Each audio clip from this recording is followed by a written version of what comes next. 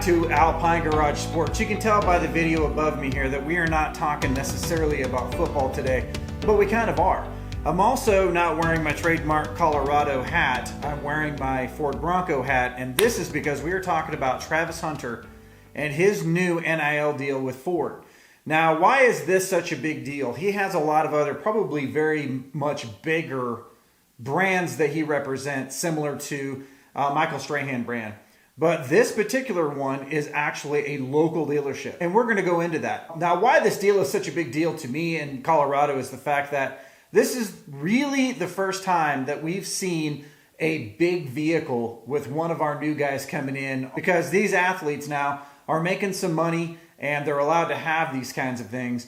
And we're seeing, the coaches, and we're seeing Bucky get new vehicles. And now, for the first time that I've seen anyway, we have a new vehicle on set. And you can see in this picture right here, Travis is sitting on top of a 2023 Ford Ranger that has a pretty cool lift on it. And I'm going to go into the specifics of that vehicle here in just a minute. But he's sitting in the middle of Champion Center on top of his vehicle. Now, I've had my Bronco out there, 17 dozen times. And I always thought about creeping up in there and getting a quick photograph. But I know I would be banned from CU for life, and that isn't probably what I need to be doing at this point. But it is cool to see that picture. That's a great snapshot, and that embodies Colorado and Colorado football right now. Now let's talk about Travis for just a second. He is ranked number 3 on On3's NIL for football, for college football, and he's number 5 overall in the top 100. So he is worth a lot of money. His brand is growing exponentially every single time he takes the field. And at this point, his valuation is in the $1.7 million range. He has 1.3 million followers on social media. And he has brands like Michael Strahan brand, which is one of his biggest brands, Actively Black. So Hoodie and Greenwood are all listed. Now, I'm sure he has a lot of other ones that he does. But this Phil Long Ford one is super special to me, and here's the reason why. Now we're adding Ford, and we're adding the dealership that I bought my Bronco from. Now, for those of you who don't know, I have a second channel called Alpine Garage, and it is actually Ford based.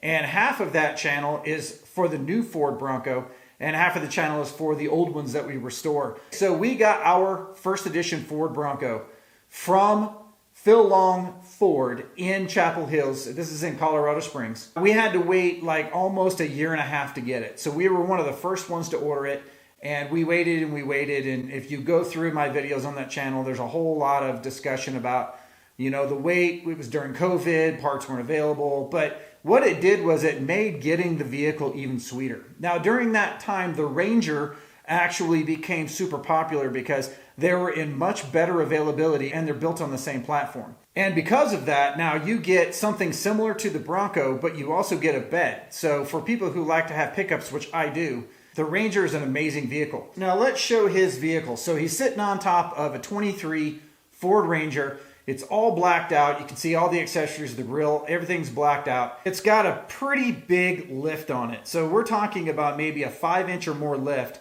big enough to where they can put 35-inch tires underneath. Now, why are 35-inch tires important? In Colorado, we have a lot of crawling, which you'll see. This isn't crawling right above me here. This is the Alpine Loop. I'm going to link that video down below. So if you want to see what Colorado looks like in the backcountry, and Travis, if you're watching this, man, I can take you on this trip, kind of get you involved in four-wheeling in Colorado if you want to do it. One of the most beautiful areas in Colorado, and it's a complete loop. There's waterfalls, things like that. In order to get through some of the trails in Colorado, you need a minimum of a 35-inch tire and wheel.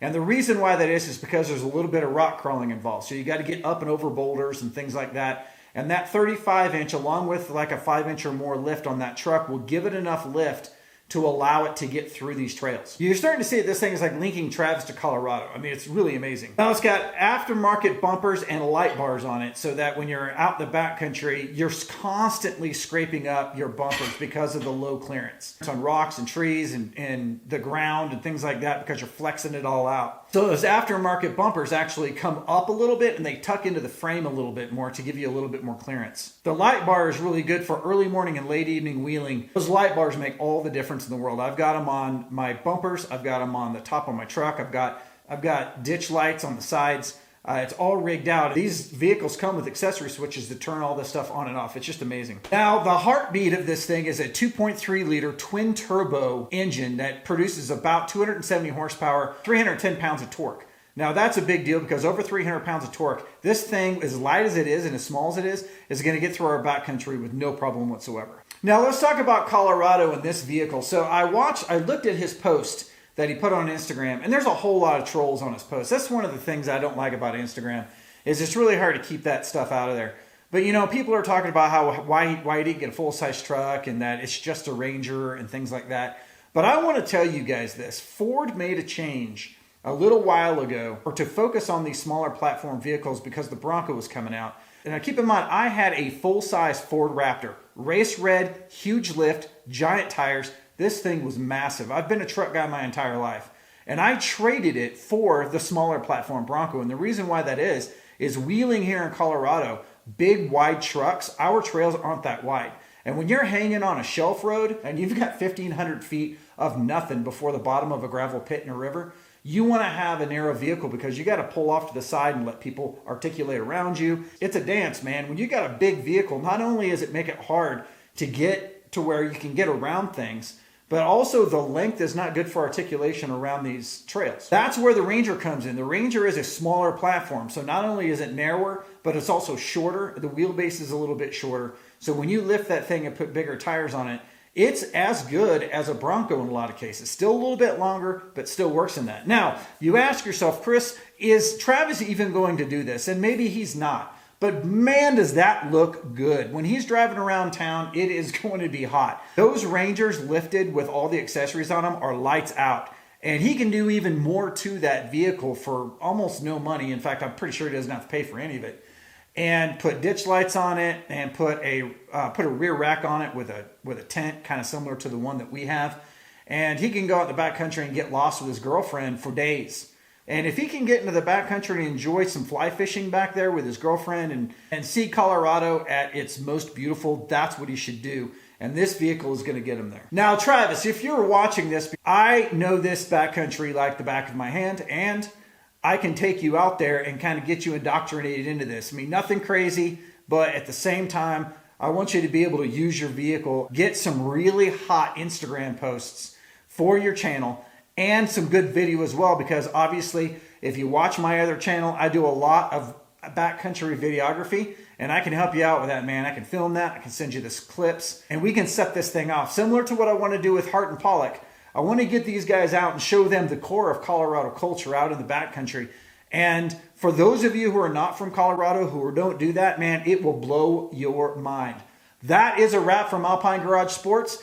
Please like this video, and we have more coming. This is just a fun little thing. I actually got a hold of one of my salespeople at Phil Long for Chapel Hills, and I'm telling you, there's more to come. We will see you in the next video, and if you haven't already heard, we coming.